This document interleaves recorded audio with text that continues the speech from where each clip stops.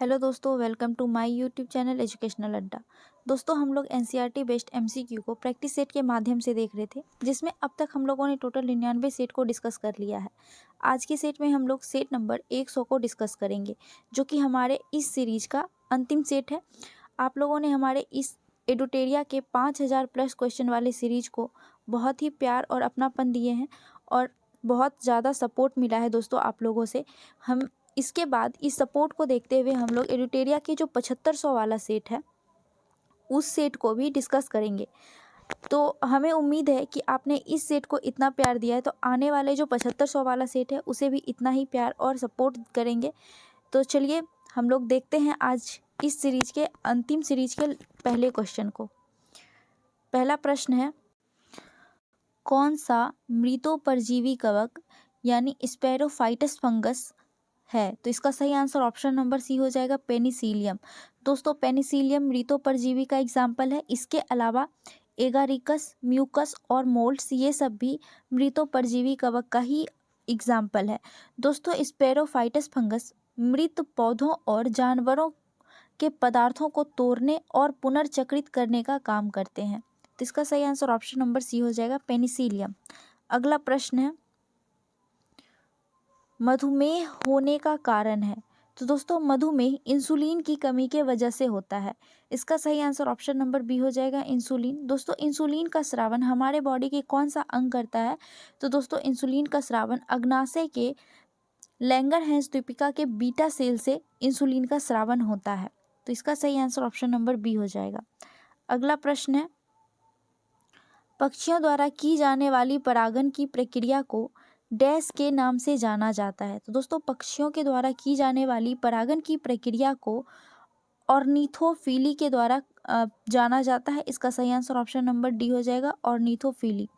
दोस्तों, वहीं हाइड्रोफिली के अंतर्गत पानी के द्वारा होने वाले परागण को हाइड्रोफिली कहा जाता है। एंटोमोफिली दोस्तों, यह कीटों के द्वारा होने वाले परागण को कहा जाता है। एम्ब्रियोफिली क्या होता है? दोस्तों, एम्ब्रियोफिली भ्रूण के निर्माण और विकास के अध्ययन को कहा जाता है।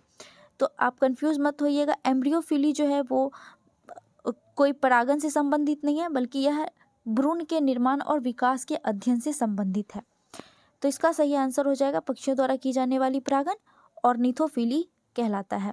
अगला प्रश्न है, मकड़ियाँ किस प्रजाति के अंतर्गत आती है? तो दोस्तों, मकड़ियाँ जो है यह ऑर्थोपोडा संघ के अंतर्गत आता है। इसका सही आंसर ऑप्शन नंबर डी हो जाएगा, ऑर्थोपोडा। दोस्तों, इस संघ को अकशेरुकी संघ के नाम से भी जाना जाता है। ऑर्थोपोडा का अन्य एग्जाम्पल बिच्छू, चींटियां, झींगे, तिलचट्टा, मच्छर, मक्खियाँ, ये सारे ऑर्थोपोडा के अंतर्गत आते हैं। इसका सही आंसर ऑप्शन नंबर डी हो जाएगा। दोस्तों, ऑर्थोपोडा संघ के जो भी इसमें जीव पाए जाते हैं, जो भी जैसे कि बिच्छू, चींटियां हैं, उन सब के जो पैर होते हैं वो जोड़े में होते हैं और इसका जो बॉडी होता है वो 3 भाग में विभाजित होता है। तो इसका सही आंसर ऑप्शन नंबर डी हो जाएगा। अगला प्रश्न है, मेडुला ऑब्लंगेटा निम्नलिखित में से किस अंग का हिस्सा है? तो दोस्तों, मेडुला ऑब्लंगेटा यह मस्तिष्क का सबसे निचला हिस्सा है, जो मस्तिष्क और रीढ़ की हड्डी के बीच स्थित होता है। तो इसका सही आंसर ऑप्शन नंबर बी हो जाएगा, मस्तिष्क। अगला प्रश्न है, निम्नलिखित पौधों में से किसकी जड़ों में गांठें होती है? तो दोस्तों, फलीदार पौधे जो भी होते हैं उनकी जड़ों में गांठें होती है। इसका एग्जाम्पल अगर देखें तो सरसों हो जाएगा, सरसों, कुसुम, तिल, मसूर, अरहर, चना, सोम, मटर, ये सारे जो पौधे होती हैं उनकी जड़ों में गांठें मौजूद होता है, जो कि फलीदार पौधों के अंतर्गत आता है, यानी लेग्यूमिनस पौधे के अंतर्गत आता है। तो इसका सही आंसर ऑप्शन नंबर ए हो जाएगा, लेग्यूमिनस पौधे। अगला प्रश्न है,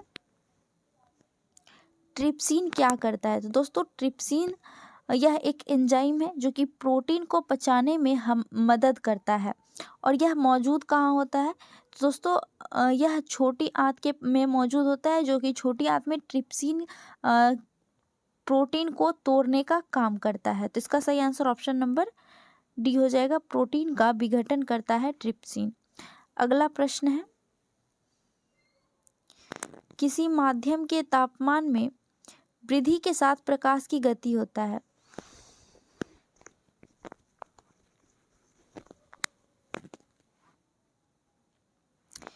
किसी माध्यम के तापमान में वृद्धि के साथ प्रकाश की गति पर क्या प्रभाव पड़ता है?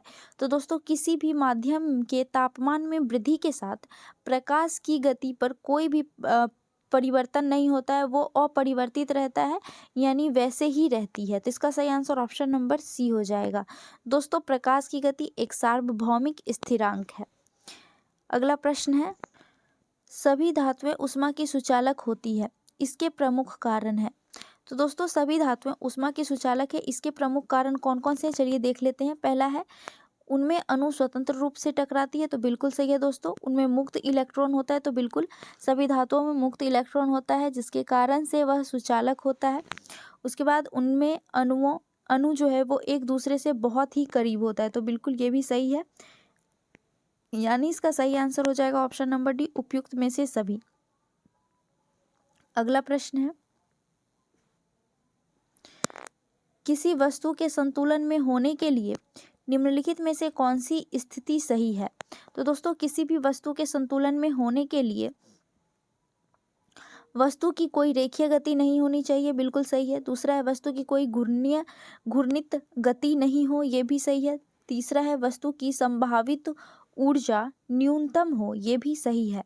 ये सभी चीज़ें जरूरी होती है किसी वस्तु को संतुलित होने के लिए। साथ ही दोस्तों उस पर लगने वाला बल, सभी बलों के परिणामी बल शून्य होते हैं, और संतुलित स्थिति में दोस्तों वस्तु पर लगने वाले बलों का जो वेग होता है वो शून्य होता है।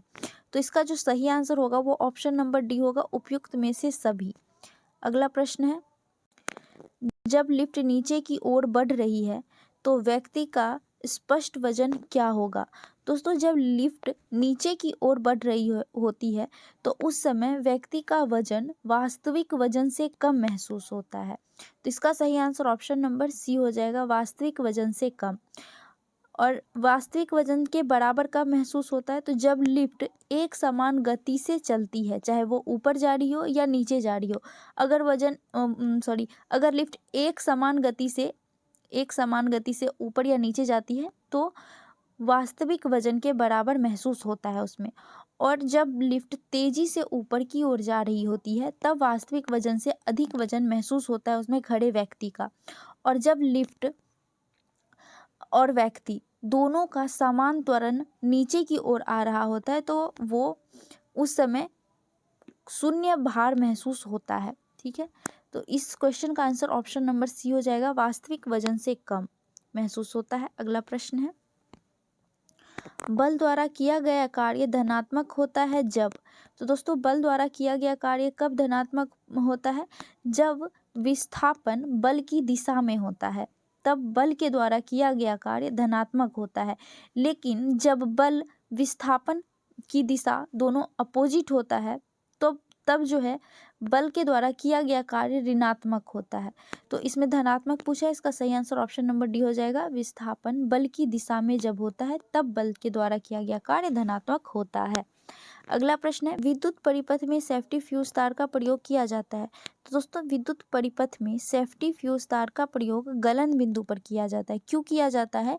ताकि परिपथ में अगर अचानक से ज़्यादा करंट आ जाए तो उससे होने वाले नुकसान से बचाने के लिए विद्युत परिपथ में सेफ्टी फ्यूज तार का प्रयोग किया जाता है। तो इसका सही आंसर ऑप्शन नंबर सी हो जाएगा, गलन बिंदु पर। अगला प्रश्न है, निम्नलिखित में से कौन सी गुरुत्वीय स्थिरांक की एक इकाई है? दोस्तों गुरुत्वीय स्थिरांक की इकाई न्यूटन मीटर स्क्वायर पर केजी स्क्वायर होता है। तो इसका सही आंसर ऑप्शन नंबर ए हो जाएगा। अगला प्रश्न है, घर्षण द्वारा किए गए कार्य का क्षय नहीं होता है बल्कि वह ऊर्जा के रूप में परिवर्तित हो जाता है। यह कब होता है? तो दोस्तों यह तापीय ऊर्जा या फिर ऊष्मीय ऊर्जा में होता है। इसका सही आंसर ऑप्शन नंबर बी हो जाएगा, तापीय। अगला प्रश्न है,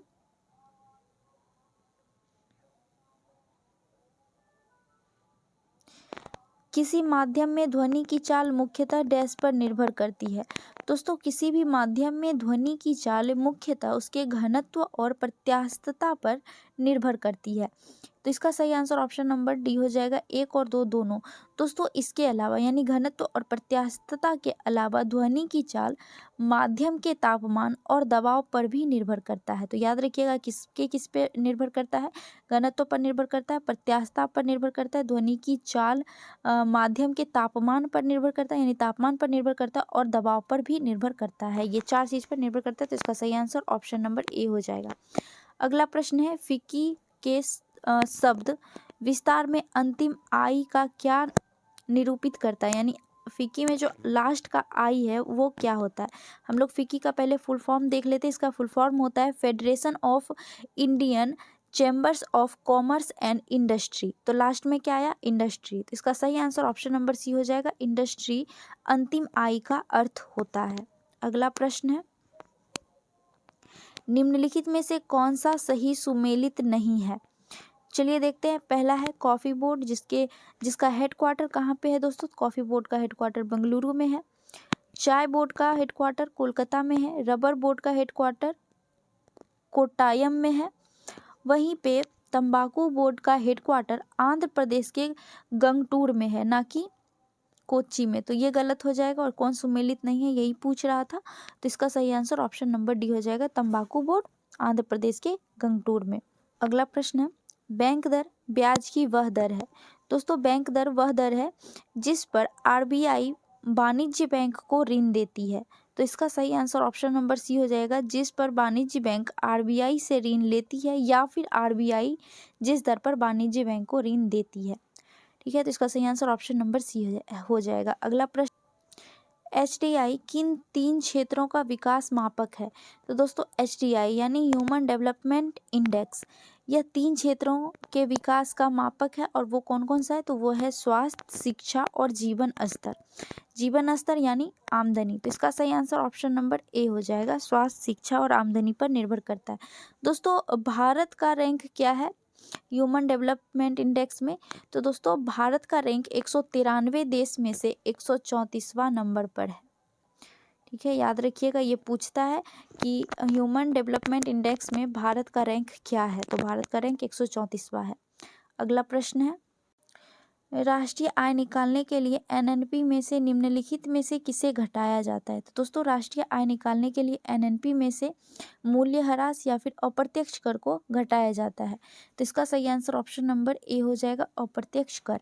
अगला प्रश्न है, निम्नलिखित में से किसने दिल्ली को सल्तनत की राजधानी के रूप में स्थापित किया। तो दोस्तों सल्तनत की राजधानी के रूप में इल्तुतमिश ने स्थापित किया था दिल्ली को। इसका सही आंसर ऑप्शन नंबर सी हो जाएगा। दोस्तों इल्तुतमिश ने दिल्ली सल्तनत को एक स्वतंत्र राज्य के रूप में स्थापित किया था। अगला प्रश्न है, विजयनगर साम्राज्य की वित्तीय व्यवस्था की मुख्य विशेषता क्या थी। तो दोस्तों विजयनगर साम्राज्य की वित्तीय व्यवस्था की मुख्य विशेषता भू राजस्व यानी कि भूमि कर था। तो इसका सही आंसर ऑप्शन नंबर सी हो जाएगा, भू राजस्व था। और दोस्तों विजयनगर साम्राज्य में आंतरिक और बाहरी व्यापार दोनों होता था, और विजयनगर साम्राज्य में अयंगार व्यवस्था चलती थी। तो इसका सही आंसर ऑप्शन नंबर सी हो जाएगा, भू राजस्व। अगला प्रश्न है,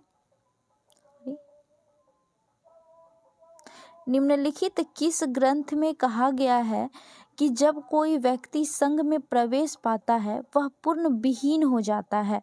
तो दोस्तों ऐसा अंगुत्तर निकाय में कहा गया है, जो कि बौद्ध धर्म की एक प्रसिद्ध ग्रंथ है। तो इसका सही आंसर ऑप्शन नंबर डी हो जाएगा, अंगुत्तर निकाय। अगला प्रश्न है, नीचे दिए गए घटनाओं तथा उसके तिथि का सही मिलान करें। एक तरफ घटनाएं हैं, दूसरी तरफ तिथि दी हुई है। तो चलिए देखते हैं। पहला है रॉलेट एक्ट। रॉलेट एक्ट कब आया था। तो दोस्तों यह 18 मार्च 1919 को आया था। रॉलेट सत्याग्रह कब शुरू हुआ था। दोस्तों रॉलेट सत्याग्रह यह 6 अप्रैल 1919 ईस्वी को शुरू हुआ था। वहीं पे भारतीय राष्ट्रीय कांग्रेस का अमृतसर अधिवेशन कब हुआ था। तो यह 2 दिसंबर 1919 ईस्वी को हुआ था। और जालियांवाला बाग हत्याकांड यह 13 अप्रैल 1919 ईस्वी को हुआ था। तो जालियांवाला बाग हत्याकांड तो लगभग सबको याद रहता ही है, तो आप इसको ऐसे मैच कर सकते हैं। सबसे पहले जो आपको पहले आता है उस हिसाब से आप लोग मैच कर लीजिएगा। तो जालियांवाला बाग हत्याकांड 13 अप्रैल 1919, भारतीय राष्ट्रीय कांग्रेस का अमृतसर अधिवेशन 2 दिसंबर 1919, रॉलेट सत्याग्रह 6 अप्रैल 1919 और रोलेट एक्ट 18 मार्च 1919 ईस्वी को हुआ था। तो इसका जो सही आंसर हो जाएगा वो हो जाएगा 1, 2, 4 और 3। तो 1, 2, 4 और 3 ऑप्शन नंबर डी में है। इसका सही आंसर ऑप्शन नंबर डी हो जाएगा। अगला प्रश्न है, निम्नलिखित में से किसने भारत छोड़ो आंदोलन के दौरान जेल से फरार होकर भूमिगत गतिविधियों को संगठित किया था? तो दोस्तों भारत छोड़ो आंदोलन के दौरान जयप्रकाश नारायण जो है यह हजारीबाग जेल से दीपावली के दिन भाग गए थे। भागकर नेपाल के तराई क्षेत्र में इन्होंने आजाद दस्ता का गठन किया था और भूमिगत गतिविधियों को संगठित कर भारत छोड़ो आंदोलन में अपना एक अहम भूमिका निभाए थे। तो इसका सही आंसर ऑप्शन नंबर बी हो जाएगा, जयप्रकाश नारायण। अगला प्रश्न है, स्वराज पार्टी का गठन किस आंदोलन के असफलता के बाद हुआ था? दोस्तों स्वराज पार्टी का गठन कब हुआ था? तो पहले दोस्तों हम लोग ये जान लेते हैं। तो स्वराज पार्टी का गठन 1 जनवरी 1923 ईस्वी को हुआ था। कब? 1923 ईस्वी को हुआ था, 1 जनवरी 1923 ईस्वी को। और यह असहयोग आंदोलन की असफलता की वजह से हुआ था। तो इसका सही आंसर ऑप्शन नंबर ए हो जाएगा, असहयोग आंदोलन, जिसकी शुरुआत दोस्तों 4 सितंबर 1920 ईस्वी को हुई थी। ठीक है। और स्वराज पार्टी का गठन किसके द्वारा किया गया था? दोस्तों स्वराज पार्टी का गठन मोतीलाल नेहरू और चित्तरंजन दास के द्वारा मिलकर किया गया था 1923 ईस्वी में। ठीक है। तो इसका सही आंसर ऑप्शन नंबर ए हो गया। अगला प्रश्न है, बंगाल विभाजन के बाद पूर्वी का प्रथम गवर्नर कौन बने थे? तो दोस्तों बंगाल विभाजन के बाद पूर्वी बंगाल का प्रथम गवर्नर ब्लामफील्ड फुलर बने थे। इसका सही आंसर ऑप्शन नंबर ए हो जाएगा, ब्लामफील्ड फुलर। दोस्तों बंगाल विभाजन हुआ कब था? तो इसकी घोषणा हुई थी 20 जुलाई 1905 ईस्वी को। कब? 20 जुलाई 1905 ईस्वी को। और अब लागू कब हुआ था? तो यह 16 अक्टूबर 1905 ईस्वी को बंगाल विभाजन लागू हुआ था और रद्द हो गया था 1911 ईस्वी को। रद्द किसके द्वारा किया गया था? तो लॉर्ड हार्डिंग के द्वारा बंगाल विभाजन को रद्द किया गया था, जबकि लॉर्ड कर्जन के द्वारा बंगाल विभाजन को लागू किया गया था। ठीक है। ये सारे फैक्ट्स आप लोग याद रखिएगा। इसका सही आंसर ऑप्शन नंबर ए हो जाएगा, ब्लामफील्ड फुलर। अगला प्रश्न है, निम्नलिखित में से कौन सा मिलान सही नहीं है? चलिए हम लोग देख लेते हैं कौन सा मिलान सही नहीं है। पहला है नागार्जुन परियोजना जो कि कृष्णा नदी पर मौजूद है, बिल्कुल सही है। दूसरा है बगलिहार परियोजना जो कि चिनाब नदी पर मौजूद है, ये भी सही है। तीसरा है रंजित सागर बांध जो कि रावी नदी पर मौजूद है, ये भी सही है। और चौथा है टिहरी बांध परियोजना जो कि भागीरथी और भिलांगना नदी पर संयुक्त रूप से मौजूद है, ना कि गंगा नदी पर। तो ये तो गलत हो जाएगा, टिहरी बांध भागीरथी नदी पर मौजूद है। तो इसका सही आंसर ऑप्शन नंबर डी हो जाएगा, जो कि सही मिलान नहीं है और यही पूछ रहा था, इसलिए इसका सही आंसर ऑप्शन नंबर डी है। अगला प्रश्न है, केंद्रीय सिल्क बोर्ड की स्थापना कब की गई? तो दोस्तों केंद्रीय सिल्क बोर्ड की स्थापना 9 अप्रैल 1949 ईस्वी को की गई थी। तो इसका सही आंसर ऑप्शन नंबर बी हो जाएगा, 1949 ईस्वी। दोस्तों केंद्रीय सिल्क बोर्ड एक वैधानिक निकाय है जिसका उद्देश्य था रेशम उद्योगों के विकास की जांच करना, साथ ही रेशम उद्योग को बढ़ावा देना। ठीक है। केंद्रीय सिल्क बोर्ड का हेडक्वार्टर पूछे कहाँ है? तो दोस्तों इसका हेडक्वार्टर बेंगलुरु में स्थित है। तो इसका सही आंसर ऑप्शन नंबर बी हो जाएगा। अगला प्रश्न है, विश्व का प्रथम लिंग साहित्य महोत्सव का आयोजन किया गया। तो दोस्तों विश्व का प्रथम लिंग साहित्य महोत्सव का आयोजन पटना में किया गया था और कब किया गया था? तो यह अप्रैल 2017 ईस्वी में किया गया था। और इसका आयोजनकर्ता कौन थे? तो दोस्तों बिहार के जो महिला विकास निगम थे उन्होंने प्रथम लिंग साहित्य महोत्सव का आयोजन किया था। तो इसका सही आंसर ऑप्शन नंबर ए हो जाएगा, पटना। अगला प्रश्न है, निम्नलिखित में से कौन अटलांटिक महासागर की ठंडी जलधारा है? दोस्तों अटलांटिक महासागर की ठंडी जलधारा बेंगुएला की जलधारा है। इसका सही आंसर ऑप्शन नंबर डी हो जाएगा, बेंगुएला। इसके अलावा दोस्तों केनारी की जलधारा, लेब्राडोर की जलधारा, फॉकलैंड, ग्रीनलैंड की जलधारा, ये सारी अटलांटिक महासागर की ठंडी जलधारा है। जबकि अटलांटिक महासागर की गर्म जलधारा गल्फ स्ट्रीम जलधारा है, नॉर्वेजियन की जलधारा है, ब्राजीलियाई जलधारा, ये सभी गर्म जलधाराएं हैं अटलांटिक महासागर की। ठीक है। तो इसका सही आंसर ऑप्शन नंबर डी हो जाएगा, बेंगुएला की जलधारा जो कि एक ठंडी जलधारा है। अगला प्रश्न है, भारत में न्यायिक पूर्वावलोकन की संकल्पना किस देश के संविधान से लिया गया है? तो दोस्तों भारत में न्यायिक पूर्वावलोकन जुडिशियली रिव्यू यह अमेरिका से लिया गया है। इसका सही आंसर ऑप्शन नंबर ए हो जाएगा, संयुक्त राज्य अमेरिका। अगला प्रश्न है, संवैधानिकेतर यानी एक्स्ट्रा कॉन्स्टिट्यूशनल शक्ति का अर्थ है। तो दोस्तों एक्स्ट्रा कॉन्स्टिट्यूशनल शक्ति का अर्थ ये होता है कि वैसा प्राधिकरण या फिर एजेंसियां जिन्हें भारतीय संविधान में परिभाषित नहीं किया गया है लेकिन वह भारत में है, मौजूद है, तो ऐसी शक्तियों को ही संवैधानिकेतर कहा जाता है। तो इसका सही आंसर ऑप्शन नंबर सी हो जाएगा, वह शक्ति जो संविधान सम्मत नहीं है। अगला प्रश्न है,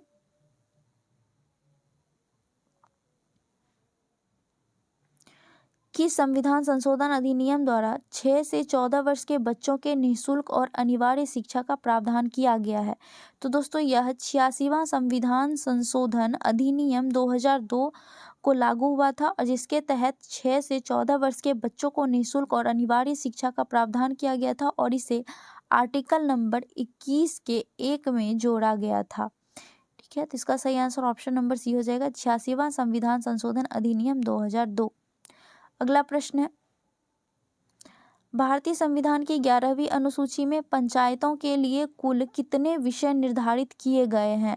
तो दोस्तों भारतीय संविधान की 11वीं अनुसूची में कुल 29 विषय को जोड़ा गया है। इसका सही आंसर ऑप्शन नंबर डी हो जाएगा, 29। दोस्तों 11वीं अनुसूची को 73वें संविधान संशोधन 1992 के द्वारा जोड़ा गया था। ठीक है, तो इसका सही आंसर ऑप्शन नंबर डी हो जाएगा। अगला प्रश्न है, चुनावी प्रक्रिया में शामिल होने के लिए कोई व्यक्ति धर्म, नस्ल, जाति अथवा लिंग के आधार पर अयोग्य नहीं होगा। यह प्रावधान किस अनुच्छेद में वर्णित है? तो दोस्तों यह प्रावधान अनुच्छेद 325 में वर्णित किया गया है। तो इसका सही आंसर ऑप्शन नंबर बी हो जाएगा, अनुच्छेद 325। अनुच्छेद 324 में क्या कहा गया है? दोस्तों अनुच्छेद 324 में केंद्रीय विधान मत के चुनाव के लिए एक आयोग होगा, इसका वर्णन किया गया है। वहीं अनुच्छेद 326 में कहा गया है कि लोकसभा या हर राज्य के विधानसभा का चुनाव वयस्क मताधिकार के द्वारा किया जाएगा। और अनुच्छेद 329 की बात करें तो इसमें कहा गया है कि आपराधिक अतिक्रमण और गृह अतिक्रमण से जुड़े हुए जो अपराध की परिभाषाओं दी गई है वो सभी अनुच्छेद 329 के तहत दी गई है। ठीक है, तो इसका सही आंसर ऑप्शन नंबर बी है, अनुच्छेद 325। अगला प्रश्न है, भारतीय संविधान के किस भाग में संघ और राज्यों के मध्य संबंध का उल्लेख किया गया है? तो दोस्तों केंद्र और राज्य के मध्य संबंध का उल्लेख हमारे संविधान के भाग 11 में किया गया है। इसका सही आंसर ऑप्शन नंबर बी हो जाएगा, भाग 11। भाग 10 में क्या है? तो दोस्तों भाग 10 में अनुसूचित और जनजातियों के क्षेत्र से जुड़े हुए प्रावधान दिए गए हैं। अनुच्छेद 15 में चुनावों से जुड़े हुए प्रावधान दिए गए हैं। अनुच्छेद 20 में सिर्फ एक आर्टिकल है और वो आर्टिकल है 368। 368 को भाग 20 के अंतर्गत रखा गया है, जिसमें संविधान में संशोधन करने की प्रक्रिया से जुड़ी हुई जानकारियां दी गई हैं। ठीक है, अगला प्रश्न है, ओलंपिक शुभांकर की प्रथा किस ओलंपिक खेल से शुरू हुआ? तो दोस्तों ओलंपिक शुभांकर की प्रथा यह फ्रांस ओलंपिक से शुरू हुआ था, जो कि 1968 ईस्वी में हुआ था। तो फ्रांस 1968 से शुरू हुआ था शुभांकर रखने की प्रथा। तो इसका सही आंसर ऑप्शन नंबर बी हो जाएगा। अगला प्रश्न है, तत्वों के निम्नलिखित युग्म में से उस सही युग्म को चुनिए जो कि सामान्य तापमान और मानक दाब पर द्रव्य होते हैं। तो इसका सही आंसर ऑप्शन नंबर डी हो जाएगा, ब्रोमीन और मरकरी, यानी कि ब्रोमीन और पारा सामान्य ताप रूम टेम्परेचर पर भी द्रव्य अवस्था में होता है। मरकरी जो कि एक धातु है और ब्रोमीन यह एक अधातु है जो कि रूम टेम्परेचर पर द्रव्य अवस्था में मौजूद होता है। अगला प्रश्न है, निम्नलिखित में से किसके निर्माण के कारण चांदी की वस्तु लंबे समय तक खुले में रहने पर काली पड़ जाती है? तो दोस्तों चांदी की जो वस्तु होती है वो खुले में रखने पर काली क्यों पड़ती है? क्योंकि चांदी हवा में मौजूद सल्फर के साथ प्रतिक्रिया करके सिल्वर सल्फाइड बना लेता है, जिसकी वजह से चांदी काला में जो काला है वो पड़ जाता है। तो इसलिए इसका सही आंसर ऑप्शन नंबर डी हो जाएगा, Ag2S यानी सिल्वर सल्फाइड बनाता है। अगला प्रश्न है, ऑक्सीजन के साथ अभिक्रिया करने पर निम्नलिखित में से कौन सा धातु ऑक्साइड नहीं बनता है? तो इसका सही आंसर ऑप्शन नंबर बी हो जाएगा। दोस्तों चांदी, सोना और प्लेटिनम ये तीनों ऑक्सीजन के साथ अभिक्रिया नहीं करता है, तो इसका सही आंसर ऑप्शन नंबर डी हो जाएगा, सिल्वर। अगला प्रश्न है, निम्नलिखित अभ्यारण्यों में से कौन उल्लेखित संरक्षित प्रजातियों से सुमेलित नहीं है?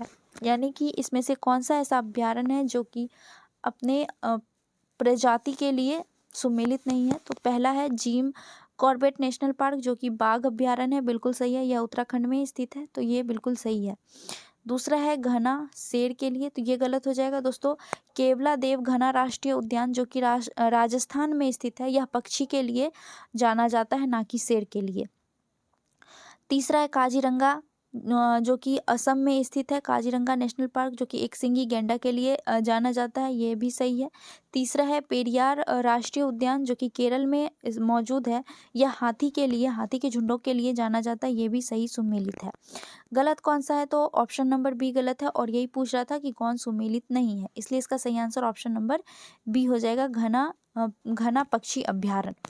अगला प्रश्न है, जैव विविधता में परिवर्तन होता है। तो दोस्तों जैव विविधता में जब आप भूमध्य रेखा की तरफ बढ़ते हैं तो जैव विविधता में बहुत ज़्यादा परिवर्तन देखने को मिलता है। क्यों मिलता है? क्योंकि दोस्तों भूमध्य रेखा के पास की जो जलवायु होती है वो गर्म होती है और नम भी होती है, जिसकी वजह से पौधे बहुत जल्दी से ग्रो करते हैं, बहुत जल्दी से वृद्धि होता है, और बहुत अलग अलग तरह के पौधे देखने को मिलते हैं, अलग अलग तरह के जीव वहाँ पे डेवलप होते हैं, जिसकी वजह से जैव विविधता में सबसे ज़्यादा परिवर्तन देखने को भूमध्य रेखा की तरफ ही मिलता है, सबसे ज़्यादा बढ़ती भी यहीं पे है। तो इसका सही आंसर ऑप्शन नंबर ए हो जाएगा, भूमध्य रेखा की तरफ बढ़ती है।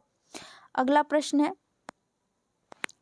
प्रयोगशाला के खरपतवार के नाम से जाना जाता है। तो दोस्तों प्रयोगशाला के खरपतवार के नाम से स्पायर जीलस को जाना जाता है, स्पायर जीलस को। इसका सही आंसर ऑप्शन नंबर ए हो जाएगा। दोस्तों इसको क्यों जाना जाता है?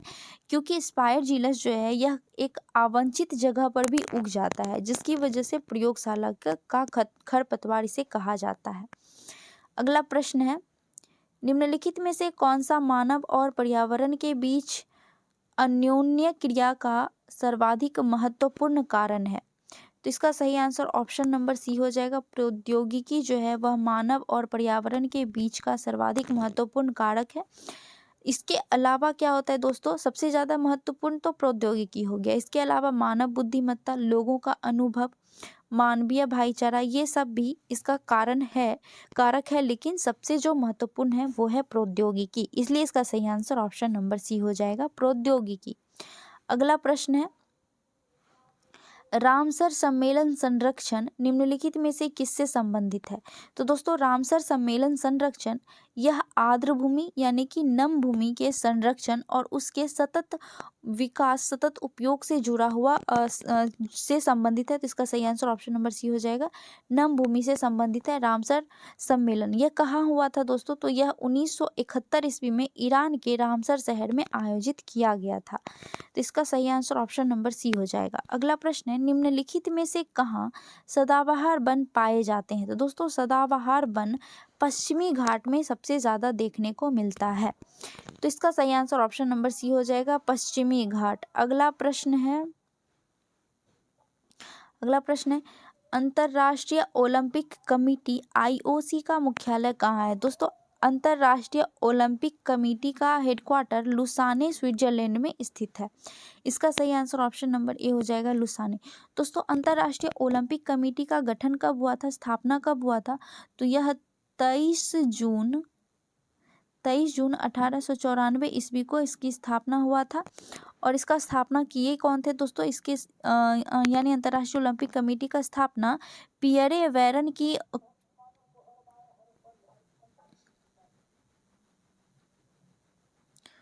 दोस्तों इसका स्थापना यानी अंतर्राष्ट्रीय ओलंपिक कमेटी का स्थापना पियरे वैरन डी कुर्बर्टीन के द्वारा की गई थी। ठीक है, तो इसका सही आंसर ऑप्शन नंबर ए हो जाएगा।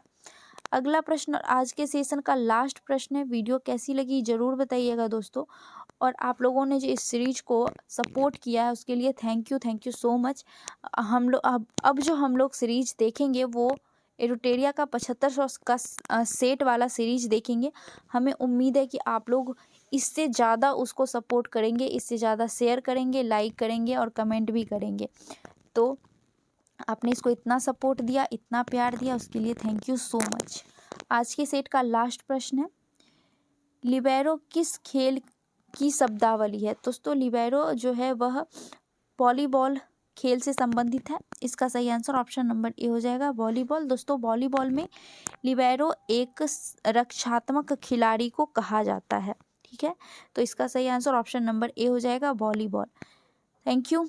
हमारा आज का सेशन यहीं तक था। वीडियो कैसी लगी ज़रूर बताइएगा, अच्छी लगी हो तो लाइक करिएगा, अपने दोस्तों से शेयर कीजिएगा। मिलते हैं नेक्स्ट